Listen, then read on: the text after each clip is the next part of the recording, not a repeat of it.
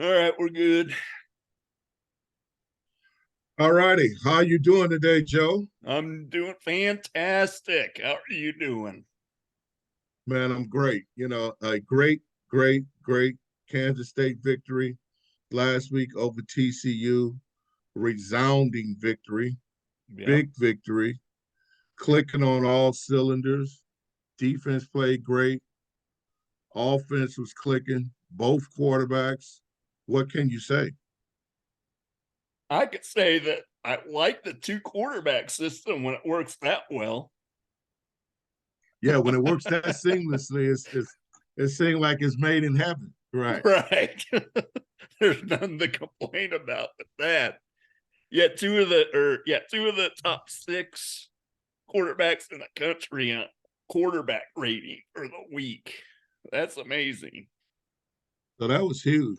Yeah. So a 41-3 resounding victory. Me and you both are very comfortable going into the game with Kansas State beating TCU, but I Yeah. don't think either of us saw a 38-point victory over No. TCU, 41-3, especially after the quarterback had threw for so many yards the week before.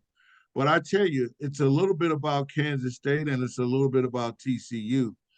TCU lost a lot. I think that's showing Yeah. from their championship team last year to the team that made it to the, you know, CFP and won a playoff game. You can see they're Mm-hmm. missing a lot of pieces. But also, let's not take any discredit from Kansas State. That is the most efficient offensively I saw collectively coming out of the gate of a Kansas State team in a long time. Yeah, and that running game just pounded, and TCU couldn't stop it. You remember how many yards we had rushing? Or I mean, it That's a was great question. We had a lot, yeah, there was a lot. uh, and and it looks like this line is really coming together now. Joe, we're giving the credit to the quarterback run game and to the running backs, but these guys have some holes to run through as well, though. Yeah, credit to the offensive line, and they did their job. That's for sure. I also liked how they alternated quarterbacks with Will Howard. Didn't DJ Giddens play when Will Howard was under center, and Trayshawn Ward played when Avery Johnson was under center. They kind of alternated them like that. I thought that was interesting. That not only that they alternate quarterbacks, but the running backs too. Well, I knew that they alternated quarterbacks, but that's a great observation, Joe. I didn't notice that they lined it up with the actual quarterback for those Mm-hmm. particular series. Yeah, So Giddings went with Howard, and Tayshawn Ward went with Avery Johnson yeah, each time. mm-hmm. Yeah. So that's interesting. I didn't At know if least there's until any late in the rhyme or second reason. half. Yeah, Right. I don't know if there's any rhyme or reason for that, but that is a very profound stat though that they did that. mm-hmm. We had just so you can put it in perspective, we had 343 rushing yards last week. I was going to say 400, but I thought I might be speaking out of turn because I couldn't remember exactly. But I had in my mind that it was around 400. Yeah, 343. That's a lot of on 52 carries, average 6.66. That's a lot of rushing yards. Mm-hmm. It sure is. And yeah, credit to the offensive line too. And it was just nothing to complain about at all, really. Very efficient. TCU couldn't stop them. And when the running game's rushing for that many yards, you're going to win. I mean, that's the bottom No, line. it's a very hard combination to stop when you're running that efficiently. What I Yeah. was impressed with a little bit on the offense, and then I want to switch a little bit to the defense. Mm-hmm. Um, Jace Brown looks like the true freshman.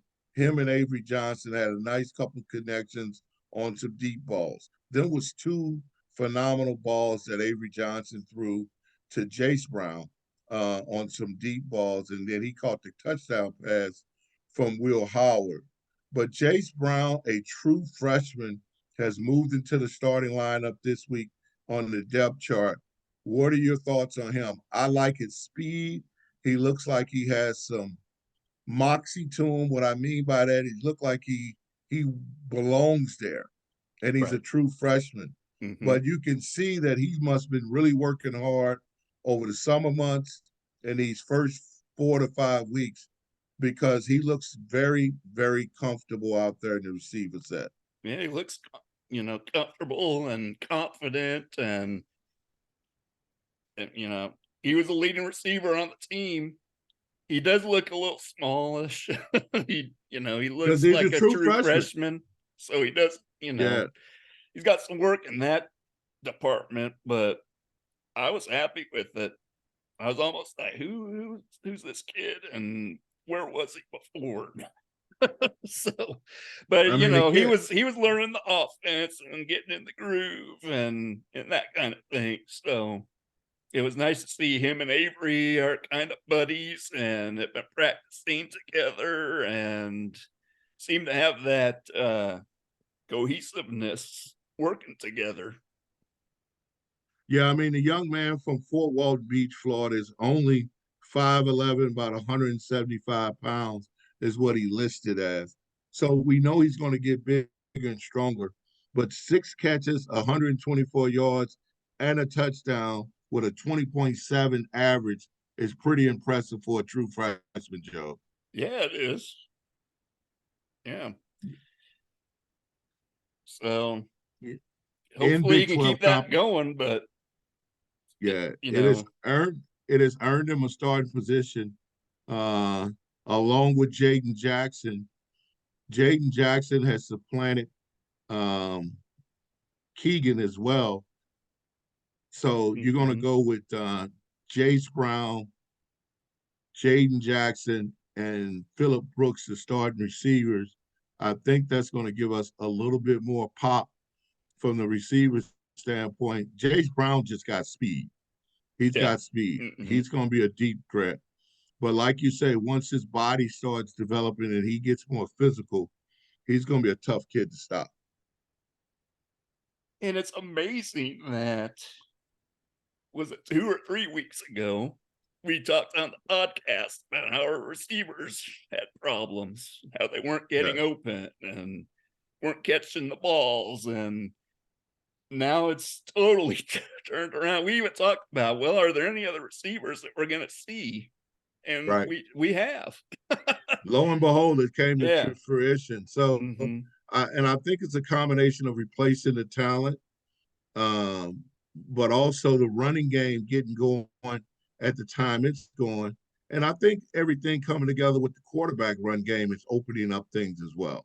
Yeah, that definitely helps.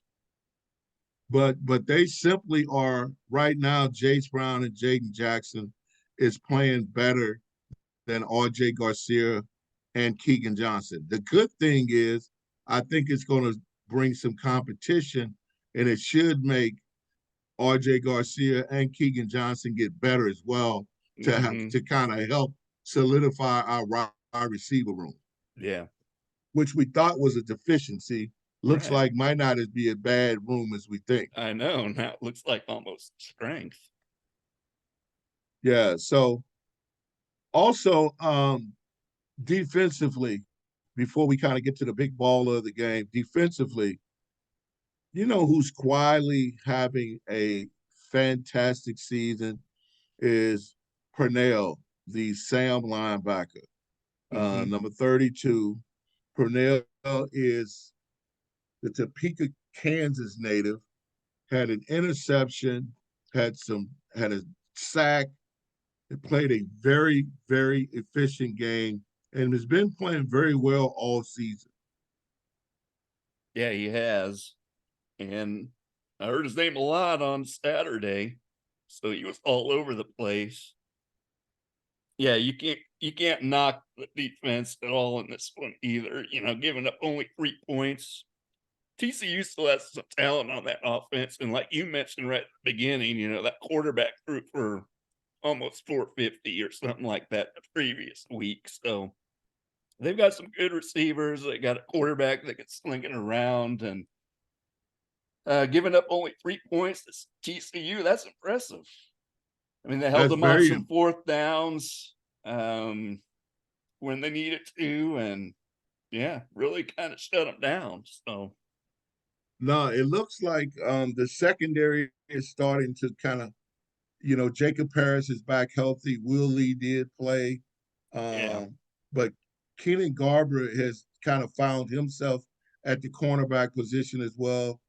The safeties with Payne and all those guys seem to be kind of working more in cohesiveness. We still have a problem at the middle linebacker position, but it looks like Jake Clifton has been a stalwart filling in at all the linebacker positions. hmm, And he played a great game in the middle. And Moore is always a consistent at the wheel linebacker spot. So both of those guys, Purnell and William Moore, I'm sorry, Moore, have been a steady, rock steady. If we can get some consistency in the middle, this defense is starting to round into place at the right time. hmm. And the defense is always consistent under Chris Kleiman. They have their deficiencies from time to time, but they always get stuff worked out, and they always come back and play well. And that's, especially in the secondary, even though they have injuries and stuff, the secondary always plays well. Linebackers always play well. So, I'm not really worried about the defense going forward, even though there are some injuries and that has hurt us a little bit. But going forward, I'm not really concerned about. Like I said, they played excellent in the game Saturday, and we'll see going forward. But I have a lot of confidence in that group. Well, I think the big thing, and I echo what you're saying, Joe, in that defensive group. If you look at the stat sheet from last week, we are playing a lot of players on defense too. Hmm. So I think Kansas State and Kleiman and Klanderman have done a great job of developing depth at the defensive level for us to be able to weather the storm on Hmm. some of these injuries we had with quality players. Where in Yeah. years past, when the first guy went down, the drop off was significant. Yes. Now I don't think there's as big a drop off from ones and twos as they were in the past, which is kudos to the coaching staff. Yep. Excellent point. Losing someone like Daniel Green 2 years ago would have just killed the defense. They wouldn't have been able to replace him.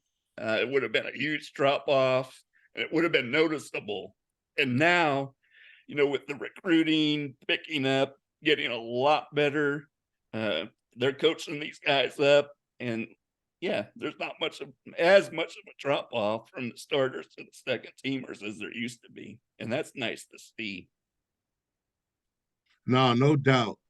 So I got a lot of potential people for my big baller of the game, from both quarterbacks playing well to Jace Brown have a fantastic game, with his breakout game. Both running backs, Giddings and Ward, played well as well on offense. And then you got the defensive side. You got Desmond Purnell that played very well. Uh, you got Jacob Parrish with a sack and some great defensive plays that played well. Austin Moore was continually be consistent. I think once I decided I'm gonna go off the grid a little bit, do something a little bit different. I'm gonna go with the entire defense and Klanderman to be my big baller of the game. I think he did a great game plan. Anytime you can hold a division Power Five opponent to only 3 points in the game is a huge kudos in this day and age of the way the offenses are. So big shout out to those guys, to Klanderman, who did a fantastic job on the scheme, and the players collectively defensively, 22 plus of them that contributed and did an excellent job. So I'm gonna go with the entire defense. All right, I'm good with that. All righty. Now we switch gears as we roll through the state of Texas. We're already through Texas Tech. We're That's already through Tucson. foreshadowing to the rapid fire. Come on. Right. You didn't get I these didn't know. questions beforehand, I did didn't. you? I didn't know that. So I with, promise as our listeners that Reggie did not get the questions beforehand. exactly. So as we make our assault, and we'll tailor that. We'll wait till that comes. All We right. got Houston Cougars coming up from the great city of Houston. One of our newcomers to the league had a very tough game last week against Texas. Was right on the verge of pulling off the upset. Played them Yeah. toe to toe. Got off to a bad start, but finished with a vengeance, and it was right on the doorstep of really doing something special against probably one of the best teams in the country in the Texas Longhorns. But Texas survives. But Houston, their game when they're at home, they don't play as well on the road, but they have a quarterback that has some great ability that can run and throw, and they got a few receivers that can make some plays, Joe. Yeah, they're going to pass the ball, bottom line. They're not a good running team, but they move the ball through the air. And K-State's pass defense isn't ranked really high. They're, actually one of the worst pass defenses in the country if you look at the statistics. But, Yep. they have had injuries and stuff like that too. So that could be an issue, slowing down that passing attack. I think Houston is going to put up some points just because they're efficient moving the ball and scoring. So the good news for on K-State's side is the running game. We have one of the top running attacks in the country. In Houston, that's one of the worst rush defenses in the country. They can't stop the run at all. They can't stop the run at all. That's that's going to be huge for K-State, and I think that's I hate to say K-State's going to run the ball at will, but they should be able to run the ball successfully in this game. Well, I think it's going to be a function of we're going to run it till they actually show some ability to stop it. Like you said, Houston has not stopped anybody against the run. I think they're giving up, you probably know the exact number, 260 plus yards, rushing yards a game. Yeah. Mm-hmm. Somewhere in that neighborhood. And if we get to 260 plus again rushing with the way our defense is playing, just stingy enough, that's going to be a hard combination for us to lose. Yeah, you're exactly right. So let's see. I had this up here.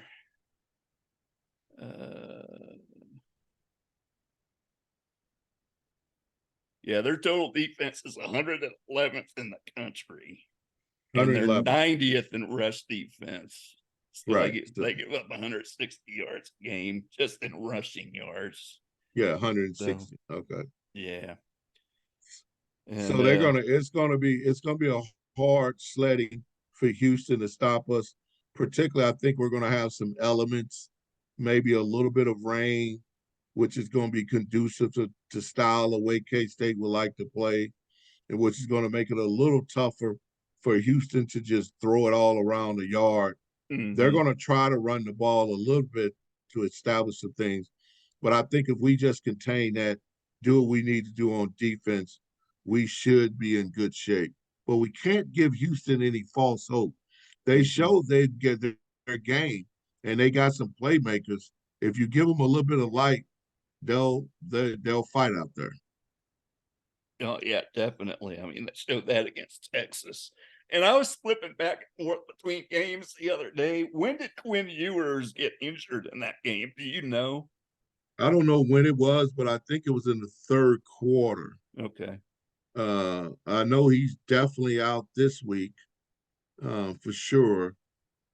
And I'm not quite sure if he's going to play when we play him in 2 weeks. but they Yeah, I was did wondering go. if that kind of affected, or let Houston hang around in that game even longer than they otherwise would have. That's a good point because they went with the backup quarterback. What's not Manning? No, the other, yeah, crap, I can't remember his name now. Yeah, and we'll get it. Yeah, so depending on how he performed this week, we'll see if we're going to see him or Manning in a couple of weeks. Mm-hmm. Yeah, so So Houston did stick with Texas. They could have won it there at the end. They had a chance to win it or at least tie it, but didn't get it done. So yeah, yeah, I mean they if they can play with Texas, they can, you never know what's gonna happen. But I no, do you feel never. really good about this game, just looking at the statistics, and as long as K State shows up and does their thing again, I feel really good about the game. No, I think if we control the things we need to do, not worried about what Houston does, but do what we need to do, I think we're better and we're at home. But Hoverson does has that team, scrappy plan. They had the big upset, kind of last minute win over West Virginia, which Right. gave them their first conference win. So we do have to play, but I think we have to come out like we did against TCU, hit them in the mouth early, Yeah. get Hmm. control of the game, and then when they become way predictable, have to pass, we can, make it very uncomfortable for them. They become so one-dimensional that the game will get out of hand. Hmm. Yeah, something I found interesting too is I look at common opponents, and this is never an exact science because matchups are different between teams Mm-hmm. and stuff like that. But this one is glaring. It's TC. We both Houston and K State have played TCU and Texas Tech. Um, TCU beat Houston 36-13, and Texas Tech beat Houston 49-28. So I Mm-hmm. mean, both those teams blew out Houston, and and K State blew out both TCU and Texas Tech. They beat TCU 41-3 and Texas Tech 38-21. So I don't think this game should be close. It shouldn't be close. The line is 17 and a half, which is a big line for K-State at home. The weather may play a little bit of effect to that, but I think if you're willing to be in the state of Kansas, if you're there and you download the apps, we need to get those guys a sponsor. We won't keep saying their name. Mm-hmm. Then I think it's probably worth putting a couple dollars down to on that 17 or 17 and a half. I feel a little Yeah. comfortable with that number. Mm-hmm. Yep. Definitely. I feel comfortable with it. So we ready? What you got? Rapid fire going into the Houston game. All right, let's go rapid fire. All right. So Dana Holgerson said K State has the best coaching staff in the country. Do you agree or disagree? Well, that is a great rapid fire question there, Joe. Arguably, I think they probably have the best coaching staff in the Big 12. Going to the country, that will probably be a little bit more debatable. And what I'm basing that on is I think K-State coaches do better with less. I think they Mm-hmm. don't have the talent as a lot of the other teams that are out there, but their coaches get more out of it, of the talent that we got. To get up there and say the best in the country, I think we need to make a CFP or be in contention for the national championship. Then we can say that. But I I agree. definitely agree with the best in the conference. I think it's a little bit of coach speak. Coaches do that all the time when they think they might get blown out in a game. No question. All right. Well, we got touched on this one. Will K State cover the 17.5 point spread? Absolutely. I would put a couple dollars on it. I think K State will. I think if we just control what we need to do methodically, play clean football game without the turnovers, play solid enough defense, continue to stay consistent in the kicking game. I think all the elements, with it being a home game, it being homecoming, with us on a little bit of a roll, I even with the inclement weather, I think we'll actually even rally behind that. I think K State likes the rain, likes the sloppiness, so I think we'll get it done. I think we'll get it done comfortably. All right. Should K-State be ranked in the top 25? You know what? I thought about this long and hard the other day, Joe, You and and me both. selfishly, I think we should, because we're looking to see what Missouri doing right now. At first, Yeah. that looked like a bad loss. That's a good loss right now.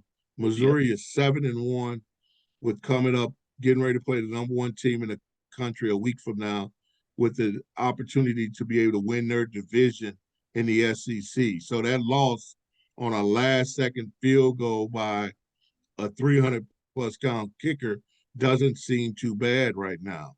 And then also Oklahoma State, which was another very bad loss at the time. We've seen what they've done since they beat us as well.